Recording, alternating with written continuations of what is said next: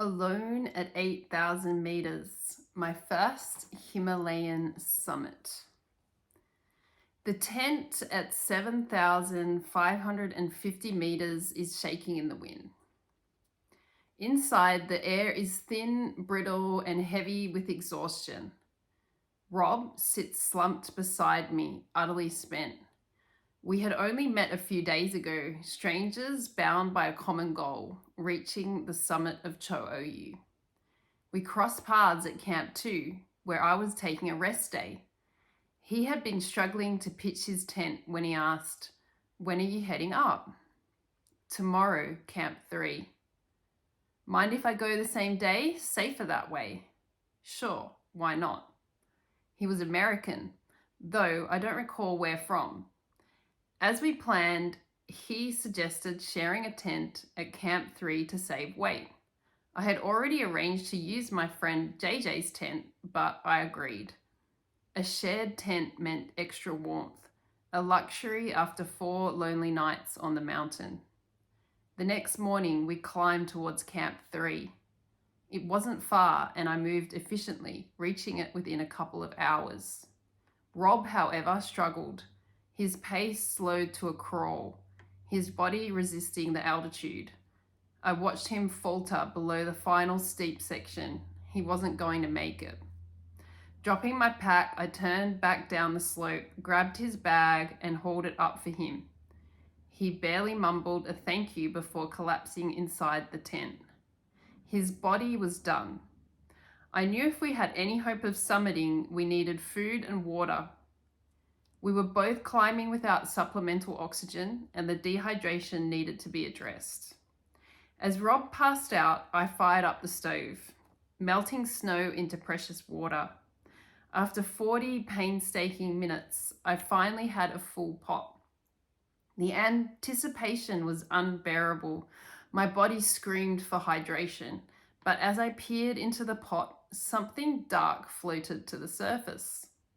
Bark? How could bark be this high up on the Tibetan plateau? I reached in. It was soft.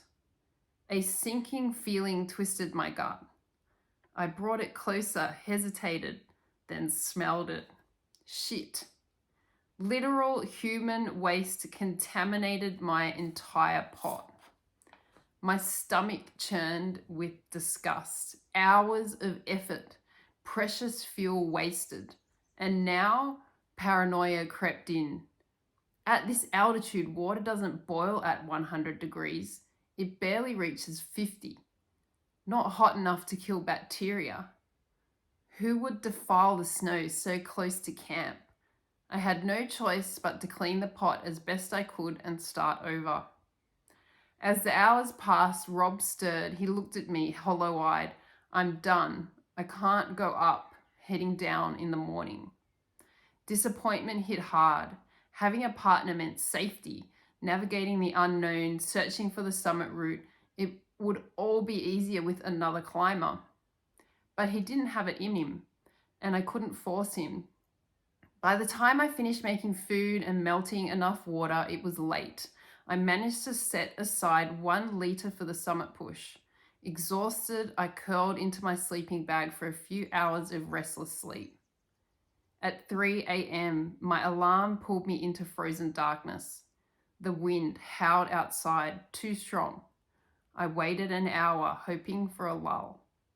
At 4 a.m., it softened. That was my window. I stepped into the night, my breath crystallizing in the frigid air. Above, 2 headlamps flickered against the darkness. Relief. I wasn't alone.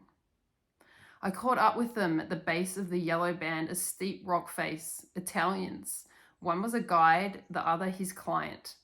As they inspected the route, I caught bits of their conversation. "The rope is gone. Must have been an avalanche." I stepped forward. "It's still there, just higher up. The wind buried the trail. Follow me." Breaking trail through the untouched snow, I led them to the rope's base. But as I turned to check on them, their headlamps flickered downward. They were retreating. A weight settled in my chest. No partner, no backup. This was it. I was climbing to the summit of my first 8,000-meter peak alone. I clipped into the rope and began the ascent. But meters higher, I had a shock. I was on the wrong rope. The line dangled severed, barely holding together. Dangling midair, I had no choice but to switch ropes. My headlamp barely illuminated my surroundings, and I couldn't see if the next rope was solid. I had to trust it.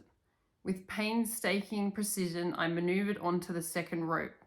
It led to an anchor, except the anchor had fallen out of the snow. A metal stake meant to secure climbers dangled uselessly. A silent prayer inside my mind as I clipped into a third rope. It had to hold. For the next few hundred meters, I climbed, hands frozen, legs shaking. The rope disappeared into the snow, forcing me to climb with my ice axe. Snow swallowed my knees. My mitts were too bulky for my ascender. Every time I used it, I had to remove one mitt, exposing my thin, gloved hand to the brutal cold. When one hand became numb, I swapped. Over and over. The pain was excruciating. Doubt gnawed at me. Was I pushing too far? Should I turn around? Then the sky began to change. A slither of light cracked the horizon. The world shifted from black to the icy blue of dawn. The sight stole my breath. But the sun remained out of reach. The cold dug deeper.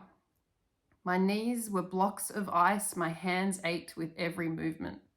Then, salvation, a ledge bathed in golden sunlight. I climbed towards it, desperate for warmth. As I reached it, I radioed base camp. Jason's voice crackled through. "You're almost there. You're doing great. Keep going." His encouragement fueled me. I looked up. The summit was still distant, but the sun had reached the face. The promise of warmth, of light. Exhausted but determined, I pushed on.